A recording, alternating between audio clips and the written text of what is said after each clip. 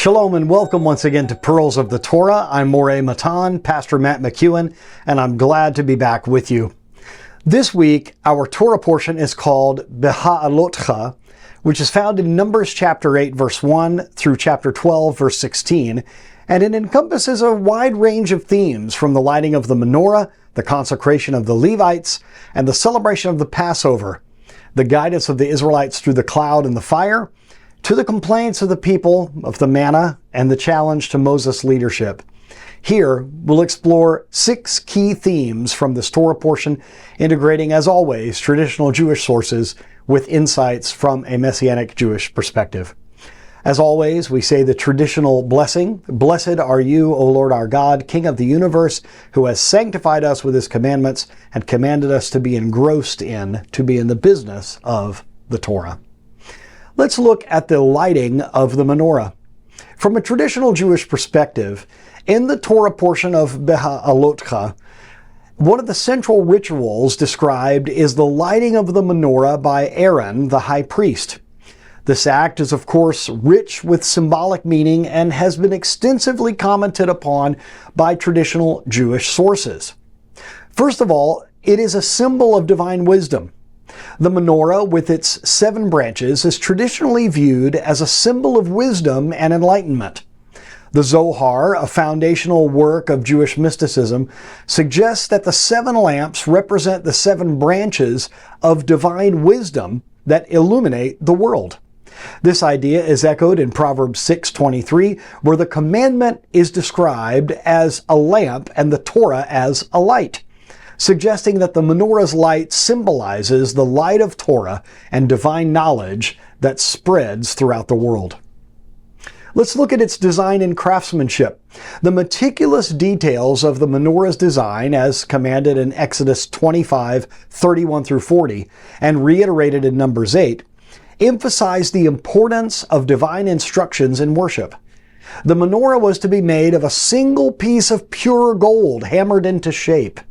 The craftsmanship signifies the seamless and pure nature of divine service. Rashi notes that the phrase Beha'alotcha literally means when you raise up, referring to the act of lighting the lamps so that they burn brightly and ascend. This implies not just a physical act of lighting, but also elevating one's spiritual stature through service. Illuminating the space. The specific instruction that the lamps should give light over against the menorah has been interpreted to mean that the light should shine towards the central stem of the menorah. Rashi elaborates on this, explaining that the 3 wicks on the eastern side should face toward the center, and the 3 on the western side likewise, promoting unity and centrality in the divine light spreading outwards. This arrangement ensures that the light is not just for the sanctuary, but symbolizes the spreading of divine illumination for all. The function and the role of Aaron. The role of Aaron in lighting the menorah underscores the priestly duty to bring light and clarity to the Israelites. This task of the high priest symbolizes leadership not only in rituals, but in guiding the spiritual life of the community. The Midrash comments that this daily act by Aaron was a continual demonstration of his zeal for his priestly duties, showing his unwavering dedication to serving God and nurturing the spiritual welfare of the people. Continuous light. The menorah was to be lit continuously, a commandment that is observed symbolically in Jewish practice today through the Ner Tamid in the synagogue. This perpetual light represents the unending presence of God among his people as a reminder that divine guidance and enlightenment are always accessible. Educational and exemplary role. The lighting of the menorah also served as an educational tool for the Israelites, demonstrating the importance of obedience to God's commandments and the role of the divine service in maintaining the sanctity and spiritual health of the nation. It set an example of how every Israelite should strive to internalize the light of Torah and reflect it in their lives.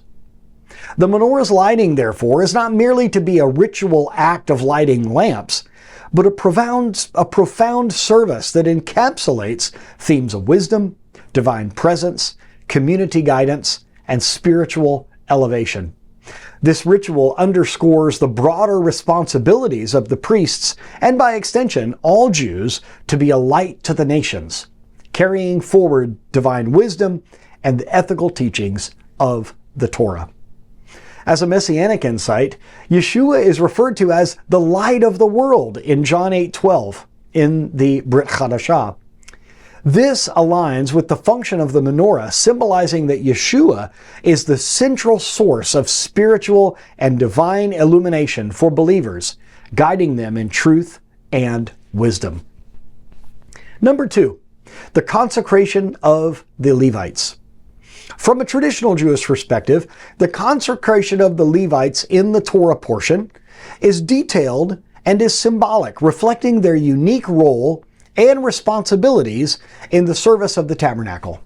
This consecration involved several key rituals and has deep significance within the traditional Jewish framework.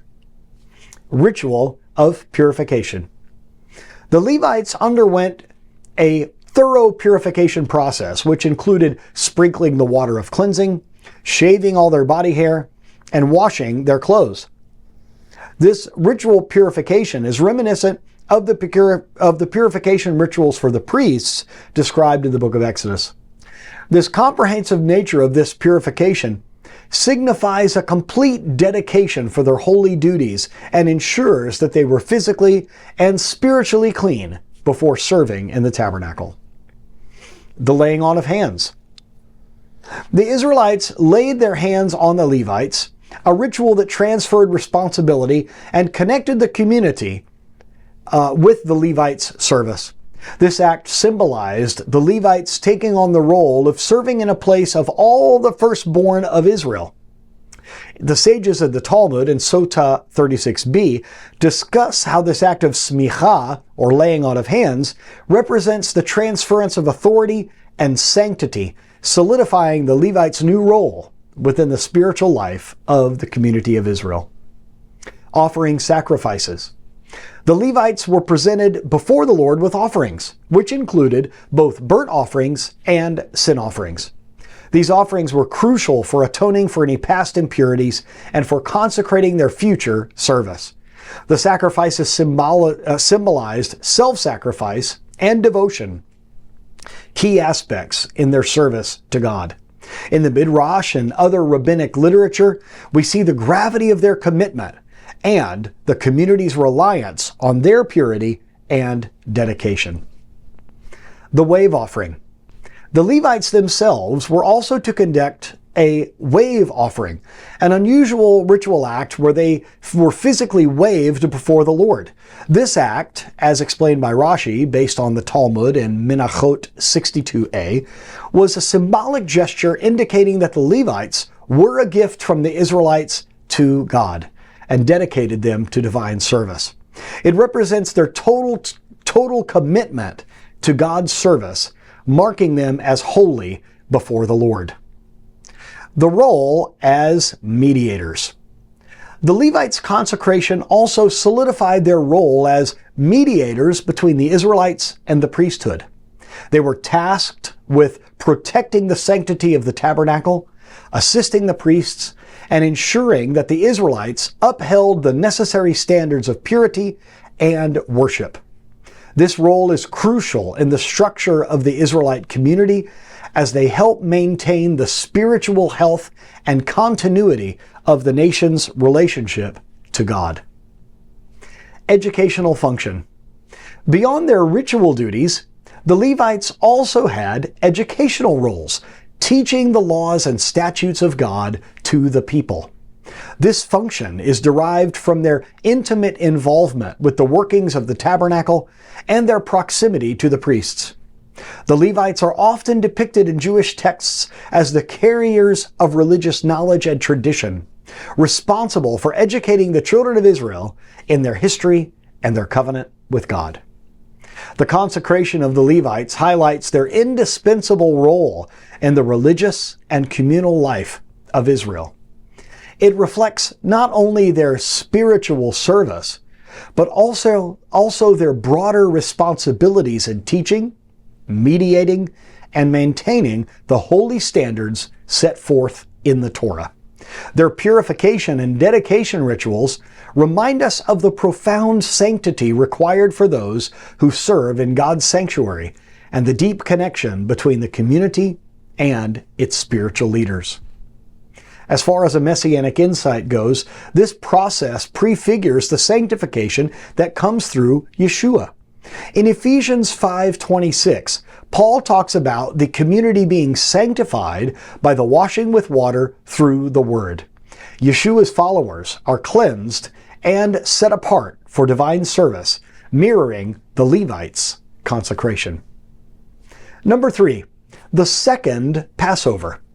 The concept of the second Passover, or Pesach Sheni, detailed in Numbers 9:6-14, offers a unique provision within the Jewish law that underscores God's compassion.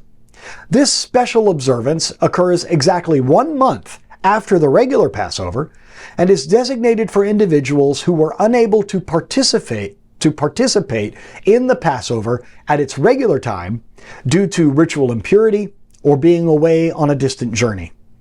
Here's an expanded look at the traditional Jewish perspective on Pesach Sheni. The concept of second chances.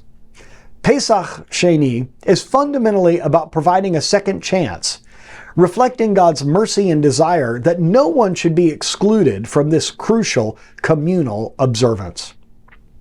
In the Mishnah in Pesachim 9:3, we have a discussion on the conditions under which people are eligible for this second Passover, highlighting cases of impurity or distance as valid reasons for the delay.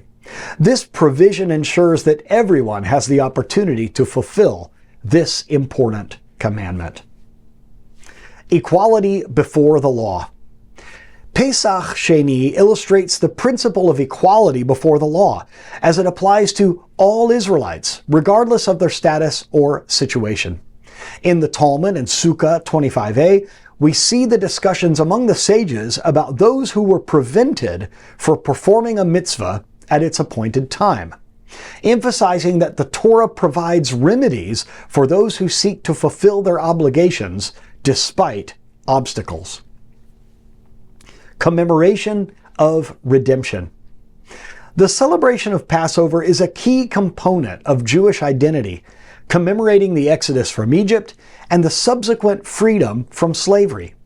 Pesach Sheni allows those who missed the first Passover to partake in this pivotal commemoration, ensuring that the story of redemption reaches every member of the community, as emphasized in various midrashic texts. As you recall, we're supposed to act as if we personally went through the Exodus. Ritual purity and community participation. The laws regarding ritual purity are stringent in Judaism, affecting many aspects of religious and communal life. The ability to participate in Pesach Sheni provides a way for those who were impure and thus excluded from communal worship during the original Passover and to reintegrate and fulfill their religious duties, as discussed by Rashi in his commentary on Numbers 9:10. Personal responsibility and communal obligations. Pesach Sheni also underscores the balance between personal responsibility and communal obligations. The individual is responsible for knowing their status and seeking to rectify it if they miss the initial opportunity for observance. This principle is deeply rooted in Jewish ethical teachings, known as Musar, where personal accountability is key to communal harmony and spiritual integrity. Reflection and spiritual growth. The allowance for a second Passover provides a moment for reflection and spiritual growth, offering individuals a chance to rectify an omission and engage deeply with the mitzvah of Passover. It serves as a spiritual prompt for all to consider their actions and commitments to God's commandments, fostering a culture of introspection and improvement within the community. The second Passover is an example of the Torah's flexibility and its sensitivity to human circumstances, allowing for the expression of divine compassion and grace within the framework of the Torah. This observance not only accommodates those who were initially unable to participate, but it also reinforces important values such as responsibility and the community sharing of religious experience. It embodies the ongoing relationship between the individual and the community in the pursuit of religious observance and spiritual fulfillment. Remember, this is the faith of a people. As far as a messianic insight goes, Yeshua's sacrifice, coinciding with Passover, the laying down of his life, ensures that all who are spiritually distant or impure have the opportunity for redemption. As the Apostle Paul discusses in 1 Corinthians 5:7, Yeshua, our Passover lamb, has been sacrificed, making atonement accessible to all. Number 4, the cloud and fire. From a traditional Jewish perspective, in the Torah, the guidance of the Israelites through the wilderness by a cloud by day and a fire by night is a central theme that highlights divine providence and continuous presence. This idea of guidance has deep roots in traditional Jewish thought, and there's a lot of symbolism and practical implication also for the Israelites during their journey. Divine providence and protection. The cloud and fire are direct manifestations of God's protective and guiding presence. The cloud shields the Israelites from the harsh desert sun by day, and the fire provides light and warmth during the cold desert nights. This dual role underscores God's constant care and attentiveness to the needs of his people, as elaborated in the Midrash in Exodus Rabbah 43:2, which discusses how these elements acted as guardians and guides. Signs of God's glory. The presence of the cloud and fire not only provided physical benefits, but also served as a constant reminder of God's glory and closeness to Israel. According to the Talmud and Ta'anit 2a, these manifestations are among the key miracles that accompanied the Israelites throughout their desert wanderings, signifying the sanctity of their journey and mission. Immediate obedience.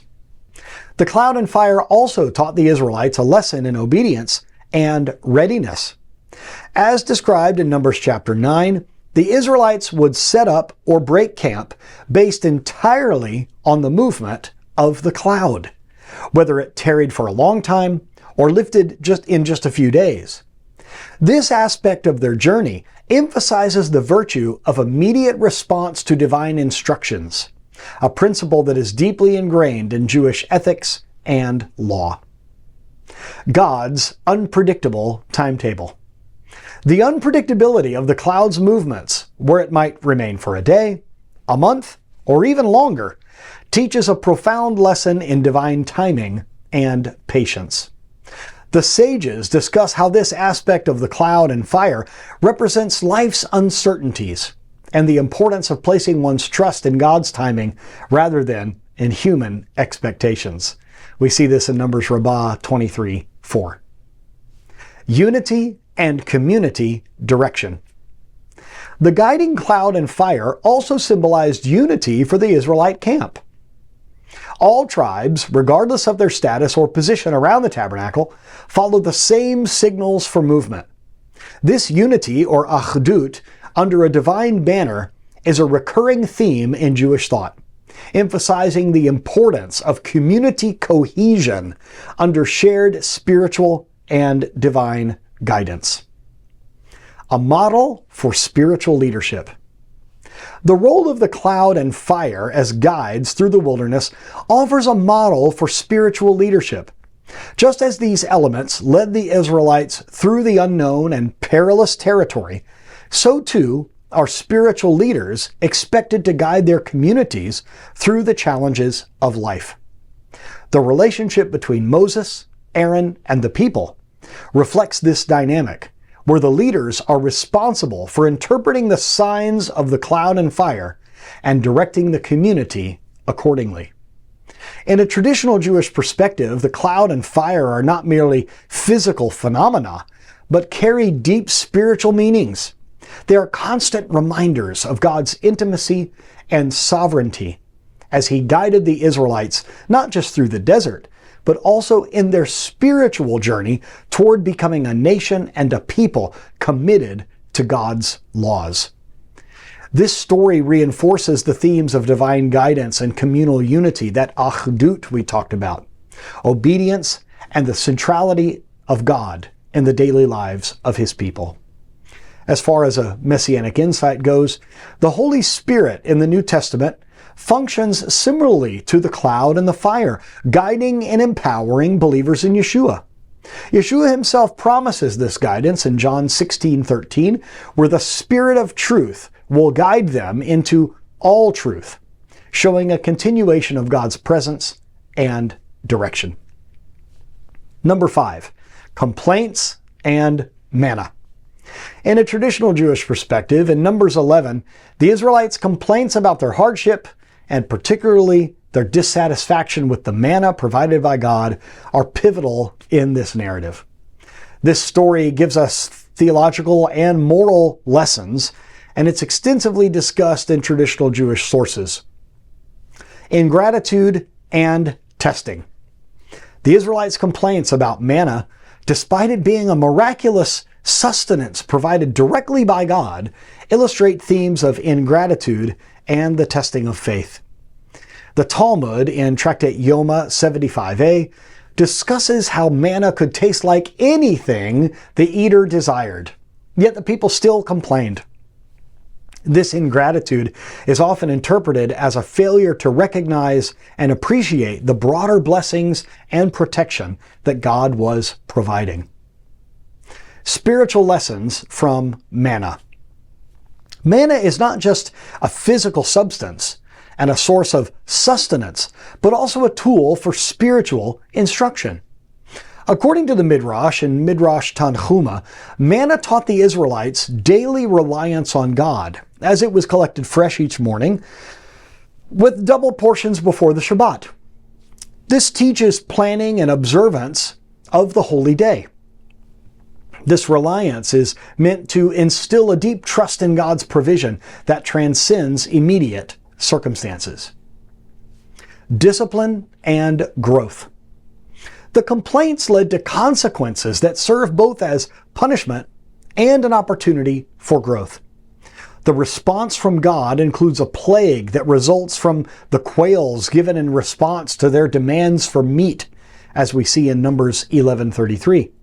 This severe response underscores the seriousness of their rebellion and serves as a corrective measure, emphasizing the need for obedience and contentment with God's provision.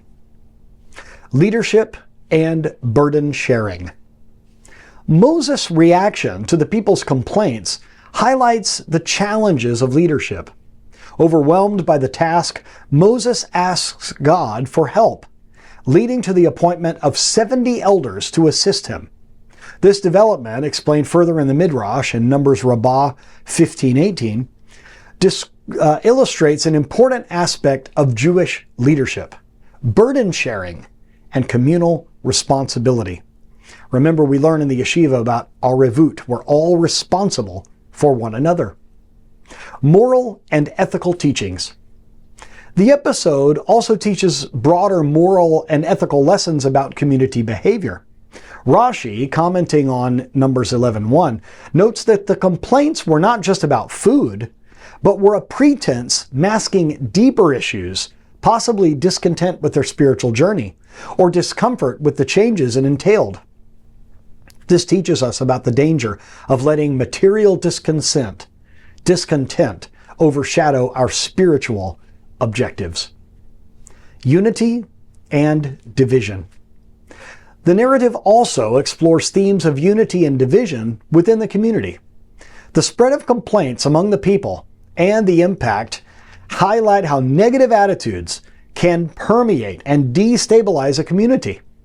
This story serves as a warning about the power of speech and attitude in shaping communal life, a lesson that is echoed throughout Jewish teachings on Lashon Hara, or evil speech.